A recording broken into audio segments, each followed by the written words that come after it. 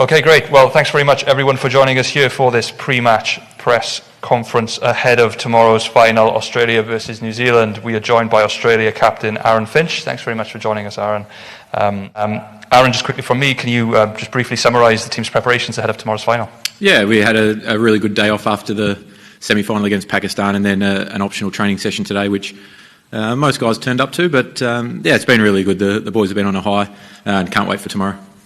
Great. Of course, Australia haven't yet won the ICC Men's T20 World Cup. How determined are you and the team at changing those fortunes tomorrow? Yeah, absolutely. It's one that's eluded us in the past, and the fact that we're here in the final gives us the best opportunity to rectify that.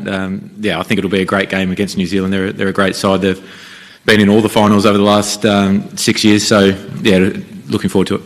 Great. And if you can just give us an idea of what would be your highlights from the tournament thus far? Well, I think the spirit amongst the team. Obviously, we came here, a lot of people had written us off from the start, so it's been really impressive the way that we've gone about our business. Everyone's prepared really well. Everyone's had a really defining match-defining performance at some point. So the guys are really up and about for tomorrow. Brilliant. Thanks very much. I don't think we have any more questions in the room, so I'll just hand over for questions on Zoom. Sure. Vishesh Roy. Hi Aron, I just wanted to ask you that many people had written you off after the series losses against Bangladesh and West Indies. So how fulfilling is it to reach the finals and have a chance of winning the title that has eluded in the past? Yeah, like you said, everyone had written us off, but we had a real lot of confidence within.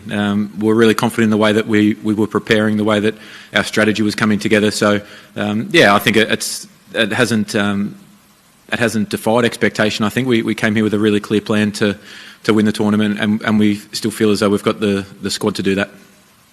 Aron, my follow-up would be that in the last game against Pakistan, Pat Cummins bowled over at the death where he conceded just 3 runs. Do you think he goes a bit under the radar as Mitchell Starc is renowned for his jet bowling skills?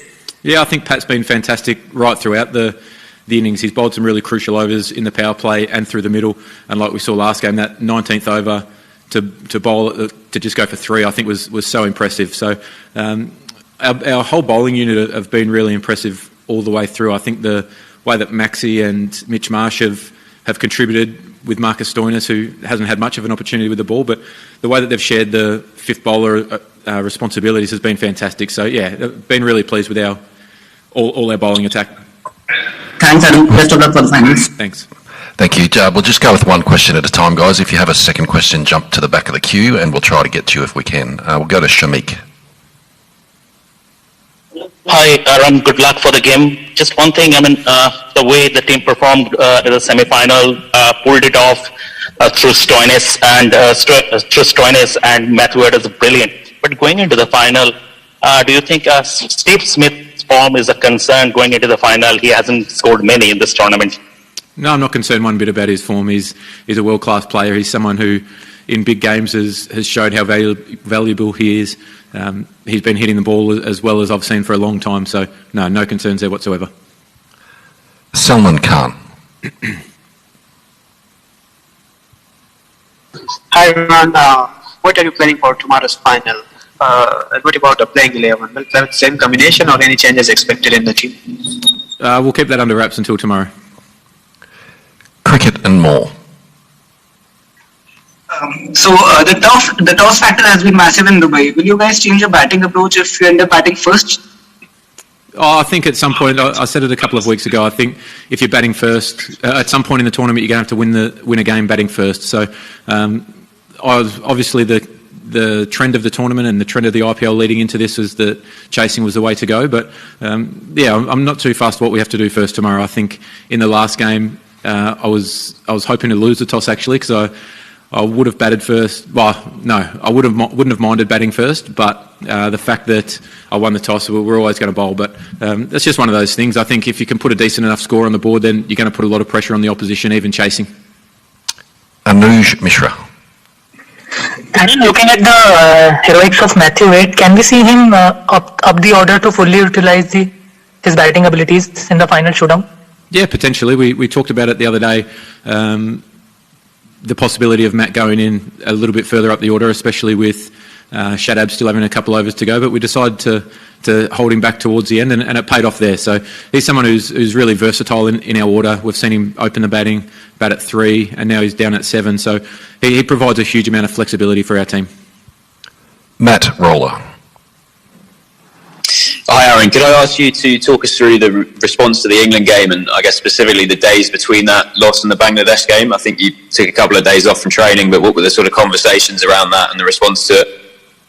Yeah, we were disappointed. Obviously, we didn't put in our best performance, but to have a couple of days off and for the guys to regroup on what had been a really, I suppose, gruelling first couple of weeks of the tournament, where we turned up, had some quarantine, and then trained really hard in the lead into the tournament. So to have the ability to mentally and physically freshen up for a couple of days was important. But what we did talk about during that time was staying really committed to being aggressive. We felt as though in that game we were probably just a little bit timid and got outplayed in the power play by Wokes in particular, who got England off to a good start. So it was just about staying really aggressive. We understanding this format of the game, that when you're up against a great opposition, that they don't always allow you big opportunities to get into the game, and whether it's bat or ball, you have to really find a small edge at some point and try and drive that advantage home. And I think every team plays it very similar. So we just reiterated that was how we wanted to go about it, and committed to playing that way.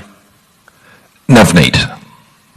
Aaron, what does the Australia-New Zealand rivalry mean to you and the team, and what makes this rivalry so special?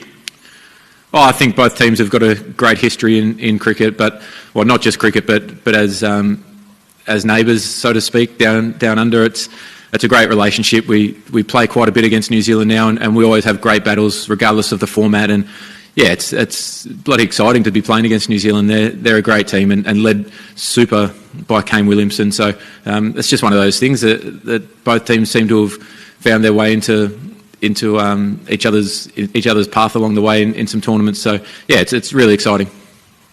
Shubham. Yeah, hi Skipper. So my question is to you is that in the crunch moment and the nail biting moments, like all the spectators and the media person used to bite the I just missed the start of that question. I just missed the start. Yeah, my question is to you, Skipper, is that in the crunch moment and the nail biting moments, the spectators and the media person also start biting the nails, like in the tough situations. So is the same with you as well? Like a real nail. I think he's asking if you were nervous at all in those crunch moments. Oh yeah, absolutely. There's a few nerves there, no doubt. I think we wouldn't be human if that wasn't the case. It was a tense game, and the fact that we're on the right end of it was obviously very exciting. But that's probably been the change in our approach to T20 cricket in this series. We've gone in with 7 specialist batters for that reason, that if you do have a slight hiccup, we've still got a lot of power and a lot of experience down the bottom of the order. So we carry a lot of confidence with the makeup of that team as well. Matthew Henry. Thank you. Hi Aaron. This is being billed as a final between 2 unexpected teams, I guess, 2 expected finalists. Would you agree with that? And does it add any more or even take pressure away, given that? Well, no, it's not unexpected. Like I said, we came here with a clear plan to try and win this tournament. We always felt as though we've got the depth of the squad and the quality in our squad to put ourselves in a position to do that. And New Zealand, they've been in every final for a long time now in ICC events. So they're a great team over all 3 formats of the game. They're a team that can never be underestimated, but maybe people on the outside do. Certainly inside we don't. They've got firepower, they've got experience, they've got class. So no, I'm not surprised one bit. Vinayak.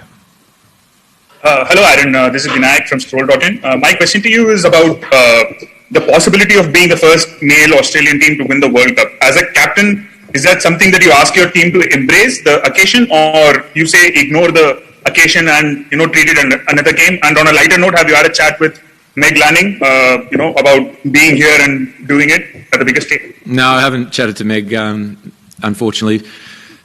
What was the first part of the question? We haven't actually spoken about it as yet. We've, like I said earlier, we're just committed to turning up and playing some really aggressive and good cricket. We understand that T20 cricket can be fickle in its nature at certain periods of time, and you have to embrace the challenges of it, whether it's a final or whether it's a one-off game in any kind of series. I think they all mean a lot. So, we're just excited to get underway tomorrow. Norika. Good evening, Skipper. First of all, good luck for tomorrow's finale. My question for you is, have you identified any main threats in the New Zealand lineup in terms of batting as well as bowling? Oh, I think the New Zealand side, they've got a huge amount of quality and they've showed that over a long period of time now. I think they've been the best power play performing team with the ball in this tournament, so that's going to be a challenge. They've got obviously Darren Mitchell, who played a great knock in the last game against England, Martin Guptill, class and power, and then you've got Kane Williamson, who's all class as well as a top three. So they've got match winners right throughout their innings, and with the bat and ball, Ish Sodhi and Mitch Santner have showed their class in the past as well. So yeah, that's a game between two sides that are really similarly matched, I think, and it'll be a great game. Adris Malik. Yeah, Skipper, good luck for you, and definitely there is between both the teams there is a good balance, and you are analysing good. What do you think? Who is the trump card for your team for the final? Adam Zampa or someone else? Oh, I think that, like I said before, at some point throughout the tournament, everyone in our 11 has had a match-winning contribution, which has been really impressive. So I don't think it's down to one person. I think in a big game you need everyone to chip in their part, and that's a part of the pressure of a final. And if it's your day as an individual, it's trying to maximise that and going as big as you can. So it'll come down to the day on I suppose who maximises their opportunities. Sanandan.